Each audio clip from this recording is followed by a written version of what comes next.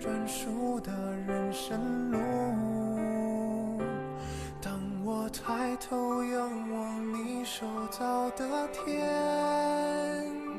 深知你多么爱我，远超过一切患难困苦，死因有故，也无法将我与你的爱隔绝。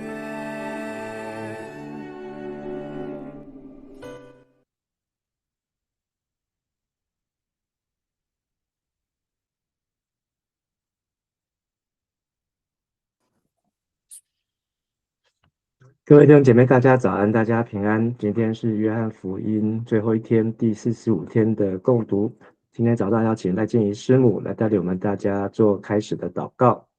我们一起来祷告。亲爱的天父，感谢你让我们在早晨的时候苏醒，能够与弟兄姐妹一同来到你的面前来亲近你，思想你的话。愿你在早晨向我们的心说话，使我们更明白你的旨意，也学习听见你的声音，不再只依靠自己的想法。主啊，你曾经为门徒预备了饼和鱼，使他们在疲惫的时候得着供应。求你也借着今天的读经，喂养我们的心，使我们从你的话语当中得到提醒，带着你的平安开始新的一天。我们这样祷告都是奉靠主耶稣基督的名求，阿们。我们谢谢。我们昨天读了约翰福音的第20章，那看到约翰福音当中，耶稣复活那的第一天，还有第一天的晚上，以及这位不信怀疑主义论者的多马，那也看到了这个约翰福音的第6个见证人。那第21章这一章本来在20章的31节这一卷书好像结束，那但是21章好像又加上去一个很紧凑的故事，所以有很多的讨论。那有人认为就是彼得在后来又更晚的时候又再附加上去的，那或是他本来就已经计划要这样写，只是他把耶稣复活的20章的30节、31节呢，这件事情当作是约翰福音当中最重要的事情，来证明耶稣死里复活。因为12门徒当中11个门徒当中都有不相信耶稣复活的，所以一般的人也有很大的挑战和困难。好，那我们今天要把最后一章21章来看完。好，那先请师母来带我们来读21章的1和2节。21章第一节，这些事以后，耶稣再一次在提比里亚湖边向门徒显现。这次显现的经过是这样的：当时西门彼得，绰号双胞胎的多马，加利利的迦拿人拿但业，西比泰的2个儿子和另外2个门徒都在一起。好，谢谢。那这里有7个人哦。好，那彼得还有多马，所以多马第4次提到。拿但业，好，第1章就出现基比泰的2个儿子，好，那就是雅各和约翰，好，那就是约翰福音的约翰，以及另外两个没有具名的门子，但是呢，这数字加起来就是7个。虽然没有写7，但是大家都会想要去加它，好，那就是7个门徒又再次显现在提比利亚海。提比利亚海呢，它就是加利利湖哦。好，那以前叫做格尼萨勒，好，后来叫加利利海。那又在后来呢，盖了一个提比利亚城，所以叫做提比利亚海。那也是在这个地方呢，耶稣来显出这是他的家乡的附近，也是很多的神迹。好，不论是加百农、伯赛大，或是五饼鳄鱼的神迹，好，八福登山宝训，好，都在这一带所来彰显，所以也是这些门徒他们的大部分门徒的故乡，那也是他们熟悉的地方哦。好，那接着再请师母带我们来读3到6节。西门彼得对他们说：“我打鱼去。”大家说：“我们跟你一道去。”于是他们出去上了船，可是整夜没有捕到什么。太阳刚出来的时候，耶稣站在水边，门徒却不知道他就是耶稣。耶稣对他们说：“朋友，你们捕到了鱼没有？”他们回答：“没有。”耶稣说：“把网撒向船的右边，那边有鱼。”他们就撒网下去，可是拉不上来，因为网着了太多的鱼。耶稣所钟爱的那门徒对彼得说：“是到主。”第6节。哦，好，到第6节，那他们回到了熟悉的加利利的地方。好，那这一段记载呢，在马太、马可都提到，特别是马太福音有讲到，耶稣复活告诉这一群看见他的妇人，叫门徒们往加利利去，在那里就会看见我。然后，所以马太福音28章，他们去到加利利，到耶稣指定的上啊，所以有那个山呢，就是巴弗山。那他们就拜耶稣，然后耶稣就给他们大使命，好，要去使万民做主的门徒。那马可福音的记载呢，也是记载这些门徒有去到了加利利，好，在那边见到了耶稣。好，那但是路加福音虽然没有记载加利利啊，但是4卷福音书当中的马太、马可，甚至约翰，都有记载复活的耶稣还有门徒都又去到了北边的加利利。那他们回到加利利呢，没有目标，没有目的，所以看起来没有焦点。在约翰福音的关系，好，让我们知道当天晚上就是耶稣，但是按耶稣所说的，回去到北加利利。那回到北边加利利，他们目前也不知道该做什么，所以在这边让我们看到彼得就提议说他要去打鱼，那大家就一起跟彼得去。好，那这里至少有7个人跟着彼得去。那可是呢，他们整夜劳碌，没有捕到什么。到太阳要出来的时候呢，耶稣在岸边，好，然后对他们说，这里和现在中译本翻成朋友，好，那他是写小子们，好，意思就是孩子们，好，那这是一种亲昵的称呼啊，孩子们，你们有吃的没有？那这是和合本的翻译啊。好，可是这个吃的呢，好，它也可以代表就是佐料，好，或是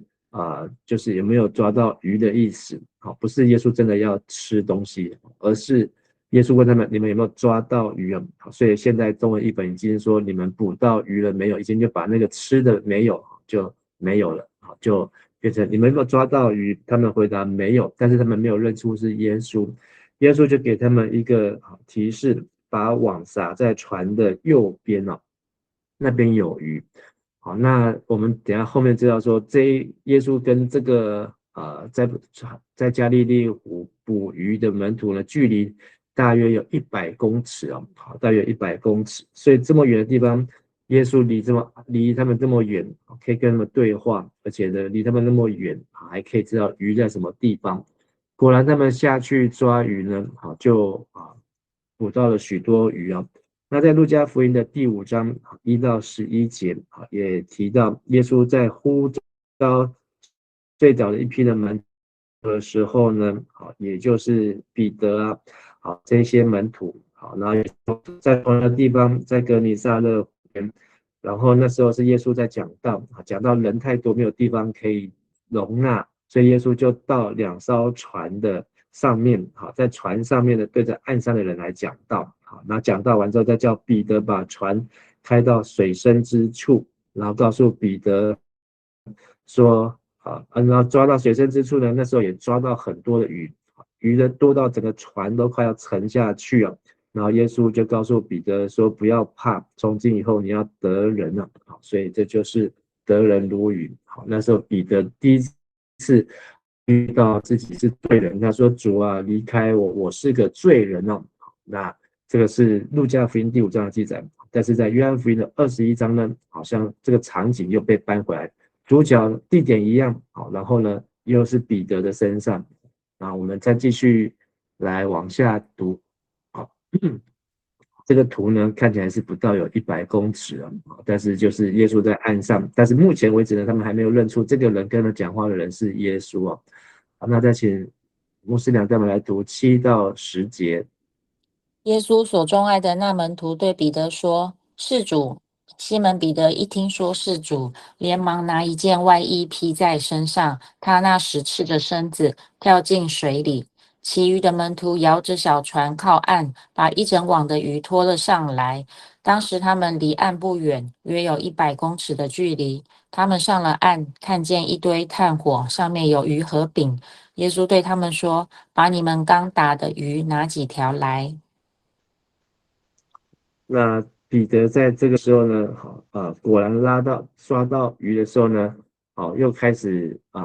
回想，说到路加福音第5章，得人如得鱼，的那个场景，所以他就马上门徒约翰，约翰先发现，所以这也是约翰的作者，那他要证明说是他先发现，所以告诉彼得是主。好，那彼得一听见是主呢，但是他又做了跟之前行在水面上一样，他都做了别人不敢做或是第一个做的事情，就拿了一件外衣，因为当时他是赤着身子，他可能抓鱼，没有穿上衣，然后呢拿起衣服跳进水里，然后呢其他的人呢，就接着跟着彼得划船回到岸上了，所以可能彼得的不仅会抓鱼，他游泳的技术也很好，可以游得比船还快哦。那大概有100公尺，约有100公尺，那原文是是200轴哦，一轴大概是45到50公分，所以大概就是90公尺到100公尺左右。那当他们把这个抓满了鱼，然后拖回到岸上，彼得已经也游到岸上了。那上了岸呢，看见了一堆炭火。那这里有一个特别的字叫一堆炭火。那一堆炭火呢，在圣经当中只有出现过2次，一次就是在约翰福音的最后一章21章，另外一次也在约翰福音的18章，18章18节，就是当耶稣被出卖、被抓去审问到前大祭司亚拿的家中的时候呢，那时候就是有人在烤火，那彼得那边一堆炭火旁边烤火，所以这个场景好像刻意的把它出现，就是这一章呢就在关于彼得的事情。好，那讲到彼得他曾经在提比利亚海，就是格尼撒勒湖抓鱼，说得人如得鱼，他说他是个罪人。那现在呢又炭火就代表是他在那个当中呢3次不认主啊。那后面我们知道彼得耶稣3次问你3次问彼得你爱我吗？好，所以这一章呢，显然约翰是为了彼得特别要补上了这一章啊。那耶稣都要说，把你们刚打的鱼拿几条来。耶稣都已经生好火了，好，那他们就要烤鱼啊，好，烤鱼，好，那所以这也是在复活后的耶稣在其他福音书也有说要吃烤鱼，那这是在北边的加利利呢，跟他们自己抓来的鱼自己抓来烤。好，那我们再继续往后来看11到14节。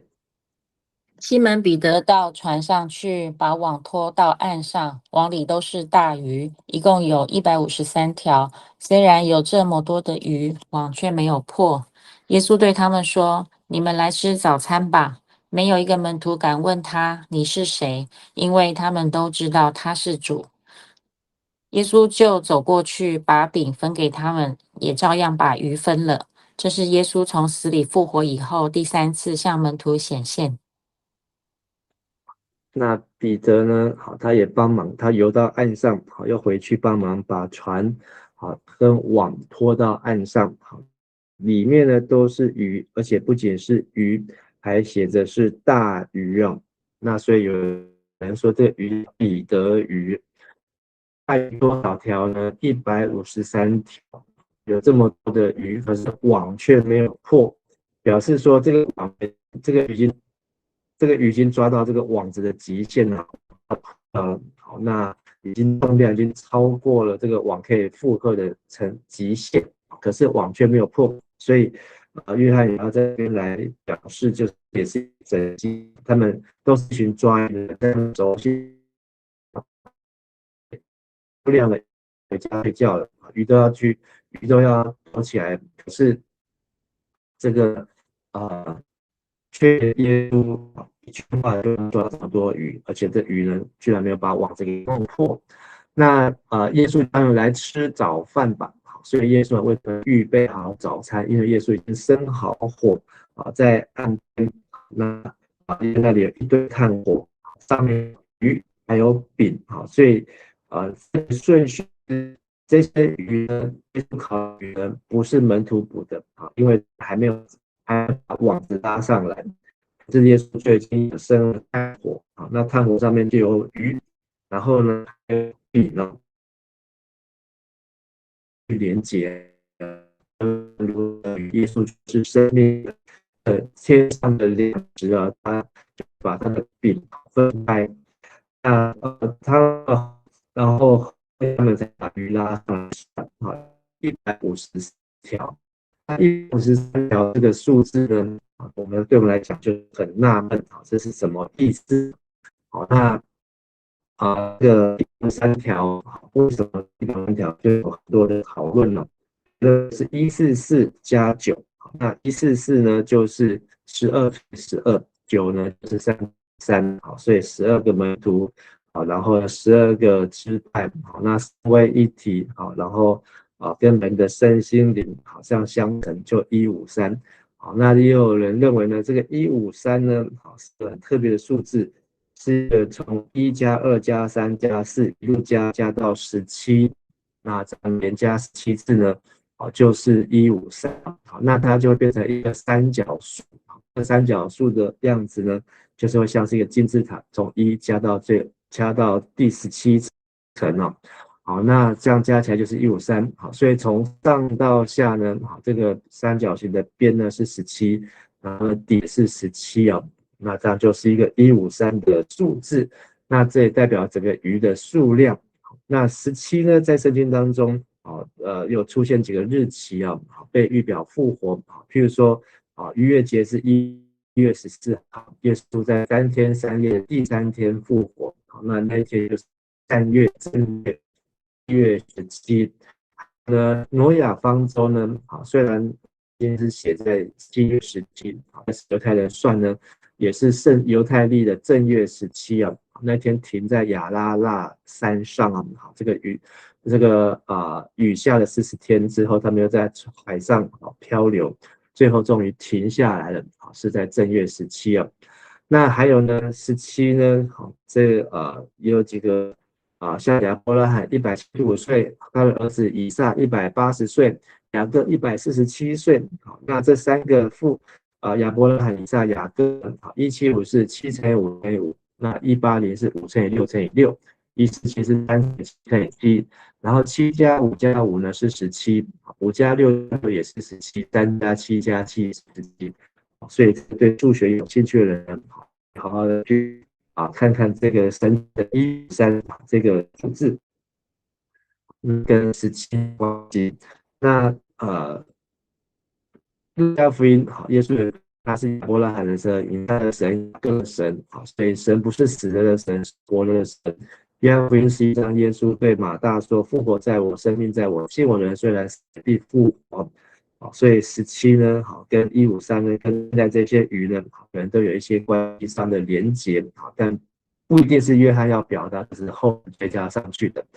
总之呢，这个17个三角形呢，的153条鱼呢，代表三角形的三位一体的103条鱼呢，代表整个世界，整个海，还有得人如得鱼的认同。所以这也是约翰的进行，就是神爱世人的 cosmos 整个世界的人。好，那只要信耶稣，就能够进入在这个三角形，在这个渔网当中，被耶稣和耶稣的门徒给拖上岸了。好，就是这个挪亚方舟停在这个亚拉腊山上。好，再请师母帮我来读15到17节。或是你的讯号断断续续的哦。断断续续的。那我们现在在读15到17节。他们吃过以后，耶稣问西门彼得：“约翰的儿子西门，你爱我胜过这些吗？”他回答：“主啊，是的，你知道我爱你。”耶稣说：“你喂养我的小羊。”耶稣第二次问约翰的儿子西门：“你爱我吗？”他回答：“主啊，是的，你知道我爱你。”耶稣对他说：“你牧养我的羊。”耶稣第三次再问约翰的儿子西门：“你爱我吗？”彼得因为耶稣一连3次问他：“你爱我吗？”就难过起来，对耶稣说：“主啊，你无所不知，你知道我爱你。耶稣说，你喂养我的羊。那在算完了153条大鱼之后呢，那是接下来是耶稣和彼得的对话。好，那透过约翰的记载，那所以虽然约翰、彼得有很多情节啊，好，包括他们连复活，好都要一起赛跑，可是呢，最后的晚餐呢，彼得打 pass 叫约翰问，好，到底是谁要卖耶稣？但是呢，约翰呢，好，他还是把彼得21章呢都留给了彼得啊，好，然后把这个事情给记载下来。如果没有这个21章呢，我们就没有这个3次好，你爱我吗的阿嘎佩的这个事情。那耶稣呢对彼得说你爱我吗？好，那前面2次呢都是用阿嘎佩，好，阿嘎佩呢就是最高级的至高的爱，好，就是神这种无条件好舍己的爱。那但是彼得回答他呢都是用 philia 就是人间的挚爱，就是在人当中好可以表现出来的挚爱。那第3次呢，耶稣呢用这个非来问彼得，好，你爱我吗？所以是降格，好，降格。那彼得第3次还是回答，好，是 philia， 就是我用人间的最高的爱来爱你。好，那所以这个对话呢，好，所以代表的意思呢，好，就是好，耶稣期待的是彼得呢，你要能够像神一样的好来爱人，这样子来爱神。好，所以这个也是从生命记，你要尽心尽性尽力爱主你的神。好，就是神期待我们的超越呢，就是我们不是只有出于人追求对神的爱，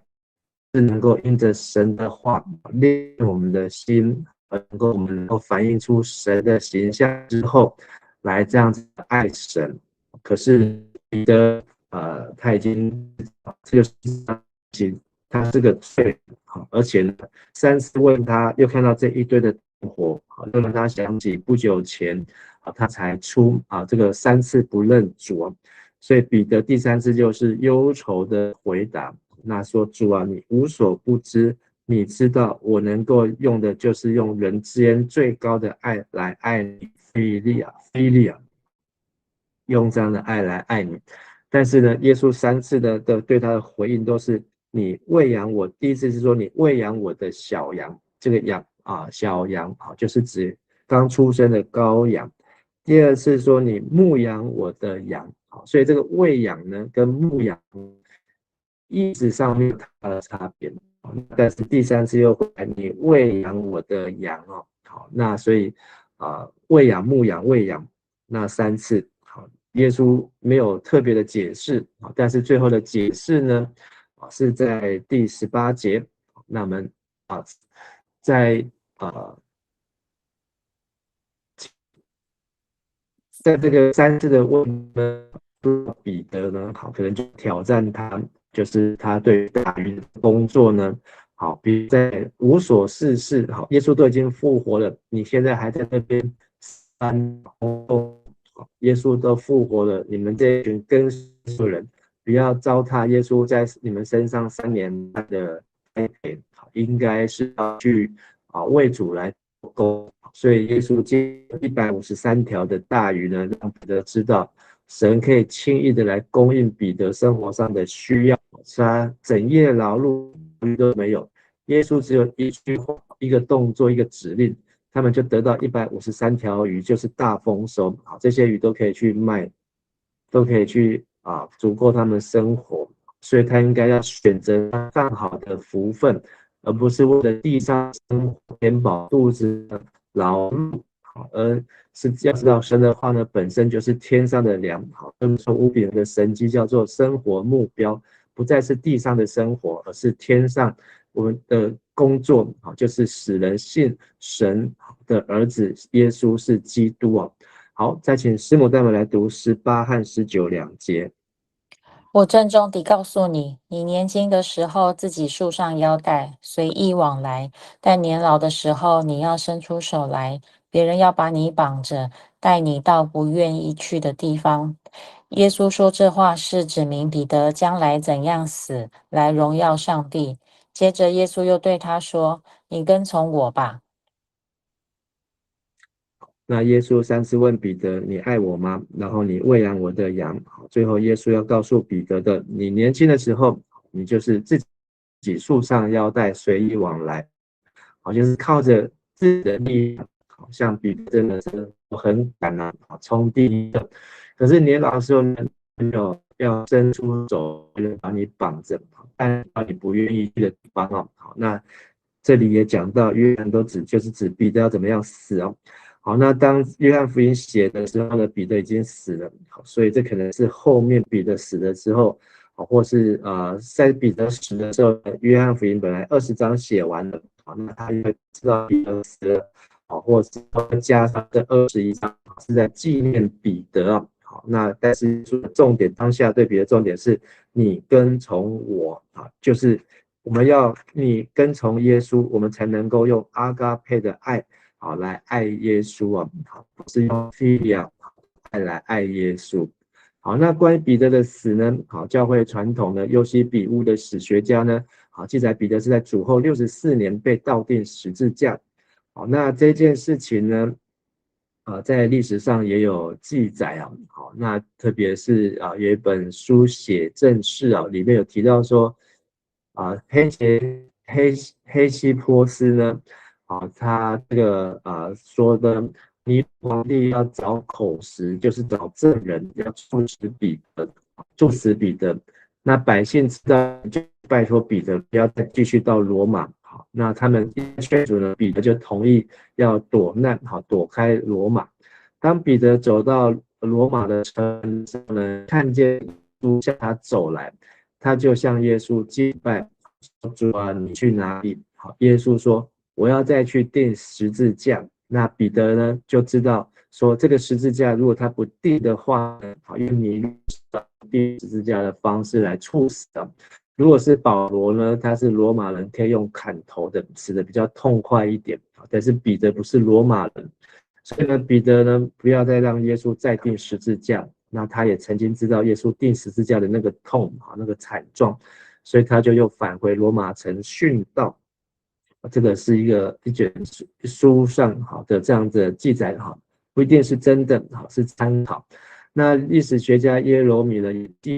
彼得呢，他要求钉十字架的时候，他要倒钉十字架，是他自己提出的，头朝下脚朝上，因为他说他不配和耶稣一样的同样被钉十字架，所以他用你爱我吗？好，你知道我爱你。好，那神的形象，好，又在这个加利利的湖边说：主啊，离开我，我是个罪人呢。好，在彼得身上呢，有很多3次不认主，3次被在喂养主一样。好，但是他最后呢，还是选择跟。好，他年老的时候，别人要把你束上，好，带你到不必去的地方。但是这里有说彼得死来荣耀神啊。好，所以这个至少都承认他的死这件荣耀神的事情。好，那我们来读20到24节。彼得转身看见耶稣所钟爱的那门徒跟在后面。那门徒曾在那晚吃饭的时候挨近耶稣，问他：主啊，要出卖你的是谁？彼得看见他，就问耶稣：主啊，这个人将来会如何？耶稣回答：如果我要他活着直到我来，也不关你的事，你只管跟从我吧。于是这话流传在跟从耶稣的人当中，说那个门徒不会死。其实耶稣并没有说他不会死，而是说，如果我要他活着直到我来，也不关你的事。这个人就是为这些事做见证的那门徒，他把这些事记录下来，我们知道他的见证都是真的。那在彼得前书，好，我们如果再去看彼得前书的第5章，好，那2到5节呢，彼得自己就牧养在你们当中神的群羊，照神的旨意照顾他们。这也是在回应彼得年老的时候，他怎么样跟耶那在最后呢，就是约翰和彼得，虽然这章是在纪念彼得的，但是呢，约翰还是自己有一个角色，好，所以虽然不是指名道姓，但是他靠在耶稣这个门的书，好，这个约，因为好像耶稣会替人算命，知道你的事情，但是耶稣是人的取代他算命，他就说，2节说，如果我他活着知道我来，也不关你的事，你只管跟从我，要专心跟不要不养你们当中神的群羊，好，不用去比较，好，这个图也很会比较，很会讨，那在这中也比也会好，但是他们不可是一个百姓的工作呢，我们就不会跟比较啊。好，因为彼得说，到了大牧人显现的时候，你们必得到那永不衰残荣耀的冠冕哦。好，那因为神抵挡骄傲的人，赐恩给谦卑的人。好，那这是要参照彼得前书的第5章。好，彼得做长老的时候，他自己所写的牧养的真谛哦。那所以这些事情呢，好，最后24节，好，就是说这个人就是约翰，是为这些事做见证，这个门徒，他把这些事记录下来，我们知道他的人都是真的，所以有可能是约翰的学生把约翰的话呢，好，再补充上去，再记录下来。好，那最后25节，请牧师娘来读。耶稣还做了许多别的事，要是一一记录下来，我想整个世界也容纳不下那么多的书。刚才讲到说第7个见证人是在24节啊，这个人就是为这事做见证的那门徒啊，所以约翰福音的7个见证人呢，好，到第7个出现就是约翰，好，那最后又真的就结束了，好，这我要写的话呢写不完，好，所以已经多加了1章，可能可以再多加22章，好，但是呢，我想整个世界也容不下，好，那就是关于耶稣基督的事迹啊，好，那确实也是整个世界都在为耶稣所记录。好，那我们看到约翰福音呢，跟符类福音、马太、马可、路加不同，特别约翰福音强调是耶稣的神性，耶稣是太初有道，道成肉身，7个我是7个神迹。好，那1到4章讲到神子的同在，5到7章讲到神子的声明，8到10章讲到神子的亮光不在黑暗里走。11到12章拉撒路事件神子的被拒哦，那前面都是讲到叫你们信耶稣，那13到14章讲到神子的教训，15到17章讲到神子的命令，18到21章讲到神子的受死，讲到信耶稣得永生。那前面呢大部分是在巴勒斯坦，后面的11章之后是在犹大跟加利利地区哦。好，那复活之后又回到加利利。前面1到12章是耶稣3年半的传道，从13章开始呢是耶稣最后的1周跟复活之后的生命。所以约翰福音的信息就是1章12到13节，凡接待他的，就是信他名的人，他就赐他们权柄做神的儿女，不是从血气生，不是从情欲生，不是从人意生，是从神生的。好，那我们读完了约翰福音，好，明天我们接着会读帖撒罗尼迦前后书。帖撒罗尼迦前书呢，是保罗第2次布道旅行建立的第2间教会。好，那犹太人逼迫人离开帖撒罗尼迦，好，去到庇哩亚。帖撒罗尼迦保罗非常大的逼迫，他后来去到哥林多，但是保罗一直念念不忘的帖撒罗尼迦。好，虽然这是迫害他的人，可是我写帖撒罗尼迦鼓励这封书信呢，都鼓励他今天的信心啊，好，也回答提到关于耶稣基督在的问题啊。好，那保罗告诉他们说呢，神呢要把他跟耶稣一同带来已死的圣徒呢，主再来的时候，至于耶稣什么时候再来的，没有人知道，只有神知道。但是呢，信徒要做的事情3件事：常常喜乐，不住祷告，凡事谢恩。所以帖撒罗尼迦前书呢，总共有5章，好，是在哥林多写的，那是在主后50到51年。那帖撒罗尼迦后书呢，就是帖撒罗尼迦教会这群跟借着保罗信耶稣的人，继续受到很多的患难迫，好，而且他们对于耶稣再来的事情还有问题，所以他们又问了保罗，保罗又在写了一封信，然后同时也纠正他们的错误，就是说在难中要信心和忍耐，还要知道胜过苦难，好，苦难是神。好，要训练人的灵命和道德，好，所以胜过苦难才有将来的荣耀。所以保罗好提到那个关于主的日子在那日来临前，好，不法的事情、邪恶事情会增加，但是敌基督也会出现。唯有呢，相信神、倚靠神，好，神呢要用自己口中的气呢来灭绝那敌基督，用降临的荣光呢来废掉那敌基督啊。好，那所以也是在哥林多所写的，好，时间大约是在主后的51年。好，那今天约翰福音好结束，好，那金句是24节，这个人就是为这事做见证的门徒，就是约翰写的约翰福音。我们知道他的见证都是真的，期待我们每次读约翰福音呢，都能够见证耶稣是真的。而约翰福音是信徒成为亲密门徒的一卷教科书啊，好，让我们能够跟耶稣有这么近、这么亲密的关系，也把我们能够带到主的面前。我们好像就是约翰躺在耶稣的胸怀当中，与他建立永远不分离的关系。而当我读完约翰福音之后，有什么是我最大的收获，以及我要与谁来分享约翰福音，使他们也能够与主来连结呢？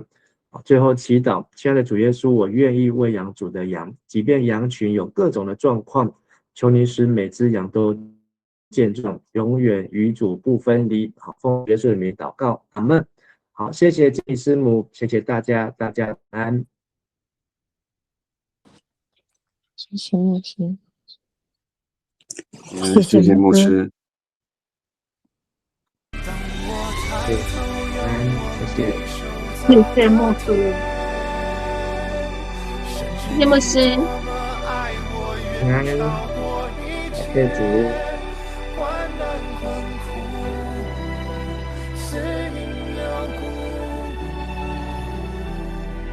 也无法将我与你的爱隔绝。当我放下自己，吹高。